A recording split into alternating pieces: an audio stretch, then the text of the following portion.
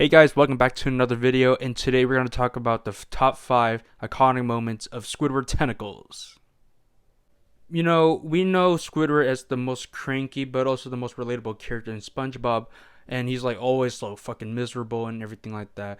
But I just want to talk about his highlights, his achievement, his successes, and what of a nuanced character he is. And yeah, these are my top 5 episodes of like my favorite Squidward moments. And number 1 may be a little bit obvious, but let's just talk about the other 4 first. Now, for number 5 of my favorite Squidward episode is Krusty Towers. In this episode, Mr. Krabs is inspired to make the Krusty Krab into a hotel in which you have to order a room to get a Krabby Patty. And ironically, the first customer in the Krusty Towers is Patrick. Squidward is then forced to do all these menial and like repetitive tasks for Patrick, even though he tells Mr. Krabs like he doesn't want to do it and it's like really ridiculous. But because Mr. Krabs, it's new policy and everything like that, it becomes very frustrating to Squidward to the point that like he actually quits. And honestly, that's probably the best part of this episode is just when Squidward quits, because we always see him so miserable, being mistreated by Mr. Krabs, but it's really refreshing to see him standing up for himself and just finally quitting the Krusty Krab and leaving Mr. Krabs for a moment. But then he eventually comes back as a customer and makes Mr. Krabs treat him like, make him feel like he's what he got gone through to help Patrick out and everything like that. The different like task and everything, like when it comes to like the toenail patty, making Mr. Krabs cooking the cookies like his mom make and changing his hotel room to the original way anyways, is really funny. And it's like towards the end of it, he makes Mr. Krabs make an indoor pool in which it makes the Krusty Towers fall into itself, and then everything's like reset back to normal, and Squidward eventually works with Mr. Krabs again. But this is a really good episode for me, in my opinion, because Squidward finally quits because all the ridiculous things he had to do, and it's about time because the Squidward has been working there for like more than like 30 or 40 years now, and it's like one of those rare episodes where he actually stands up for himself from all the bullshit Mr. Krabs gives him. And yeah, that's number 5, Krusty Towers. Now for number 4 in this list is pizza delivery. Now in this episode, we have SpongeBob and Squidward delivering a pizza for a customer. And this episode is just, Squidward complaining about how he doesn't want to do it. He wants to give up. He just wants to go back home. And SpongeBob, however, is like complete opposite. He's willing to do anything to deliver the pizza and such and such. And, you already know what happens in the episode. And this episode was really fun. I really love the dynamic between SpongeBob and Squidward, especially earlier in this season. And it really highlights, their dynamic pretty early on in this season. They finally find, the customer's house. However, the customer gets really mad because they didn't order a drink and SpongeBob didn't bring it, in which he slams the door on SpongeBob, making him cry and feeling disappointed. And Squidward, like, witnessing everything, he actually feels bad for a moment and actually grabs the pizza, went back to the customer's door and slams the pizza in his face, in which, Squidward talks to SpongeBob and they went back to work. And honestly, this is a really good episode for Squidward. It's because, I really like in the build up in the beginning, well, majority of the episode, 95% of it, Squidward is just constantly cranky. He doesn't want to do everything like that. And that click of like, him switching to like, oh shit, SpongeBob is feeling terrible, and this is how we get treated for delivering a pizza and all that, all that stuff is really, refreshing and relieving, and is really satisfying. Squidward, standing up for SpongeBob, despite him like not liking him. But this is like some of these small instances, and the early seasons of SpongeBob of him like actually caring for him. And yeah, this is like a really iconic episode, iconic moment, and this is probably my favorite part of that episode too. And yeah, pizza delivery. Now for number 3 is Christmas Who. This is honestly probably my favorite Christmas special, like out of anything else that came out, through these past few years or something like that. But in this episode, SpongeBob is introduced to Christmas and try to get everybody in Bikini Bottom to participate in writing a letter to Santa and anticipate his, arrival to Bikini Bottom. However, the only person who doesn't believe in Santa, and is ironically Squidward, which is really funny because in the show, in the episode, my bad, Plankton even is participating and like singing along with Mr. Krabs and everything like that. But Squidward, he just doesn't believe in Santa, that he would not come at all, and everybody's just wasting their freaking time and like not in the Christmas spirit. He was like the complete Grinch of this episode.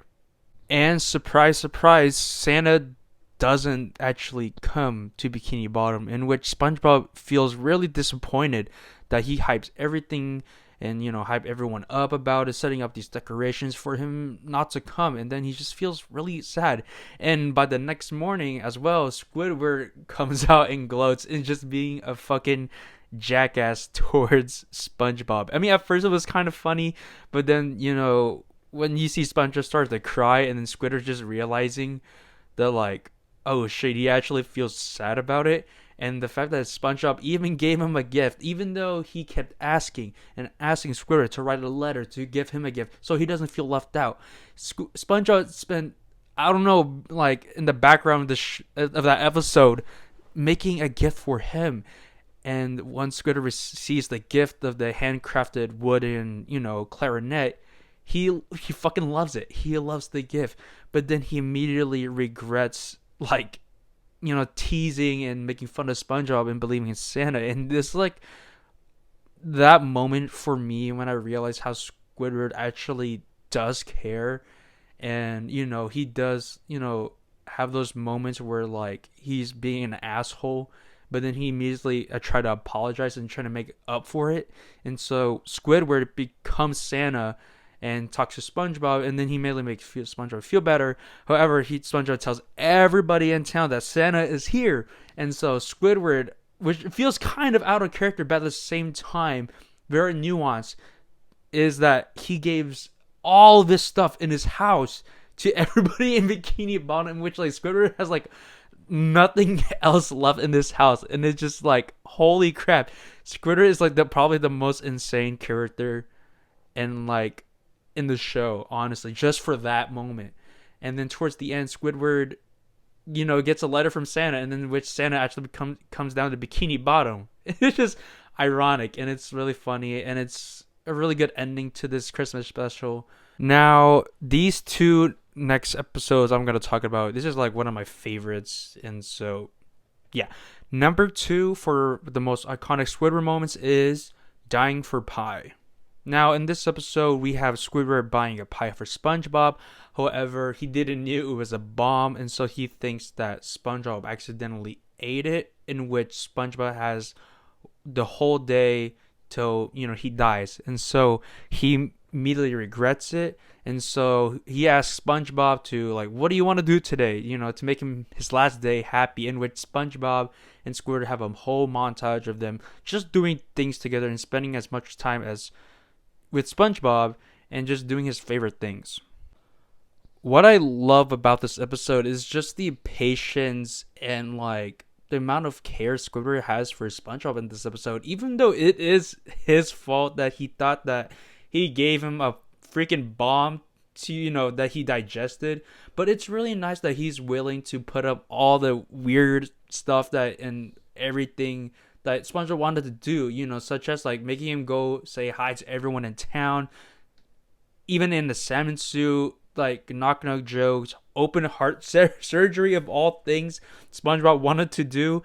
And it's just like, it makes Squidward like really uncomfortable, but he tolerates it, he puts up with it just to make SpongeBob's last day, make him feel better. The more I think about this episode is like really like messed up and like really sad, if you really think about it, but this is like really weird the way they portray SpongeBob Squidward like situation is like in a very toneful and a light-hearted way. It's up to like the very end of Squidward just waiting to that moment to like SpongeBob to die, which is like really insane to think about. But this episode really shows that like to kids that like you gotta spend time with the people you love and not to take them for granted, and spend as much time as you can. And I think that's a really like great life lesson to teach kids. I don't know if that was like the intended like message of this episode, But yeah, and so like it turns out at the end, SpongeBob didn't eat the pie at all, and he just kept it in his pocket. But then he accidentally trips and then blows up the bomb anyway. And yeah, just really a stupid ending, but I love it. I love this episode. I love Squidward in this episode, and yeah, that's all I have to say about Dying for Pie. Now for number one, drum roll please. And you should know this episode already. For number one, Squidward iconic moment is pancakes. And yeah, this is like a fucking no-brainer of this one being number one. But essentially, Squidward starts a band, because Squilliam asked him to perform at the Bubble Bowl. And so, yeah, he gathers everyone from Bikini Bottom to participate in the band. But each day goes by and they have not improved. If not, they got worse. And so we go through like different montages and like shenanigans of Squidward try to like make them like an actual band, but it just keeps failing and failing, to the point that Squidward is just telling them like, thanks a lot guys, but thanks for fucking nothing. You kind of ruined my dreams, and so I thought I could rely on you. And so he just leaves. And honestly, and then that moment where like SpongeBob walks in and is just saying, what kind of like, people are we? Like, this guy, asks us for help, and what we do kind of like ruin his dream. And so SpongeBob rallies everybody in the band to practice, and then they eventually went to the Bubble Bowl. It was just also funny too. Squilliam said he couldn't participate in the Bubble Bowl, but yet he's still there. But I guess he's just watching Squidward fail and stuff like that. But the band comes anyway, and they perform the shit out of their instruments and making like a hell of a scene, and it's so iconic. I love this episode. Squidward actually gets a W in this episode, dude, like towards the end. And I just love the buildup of it.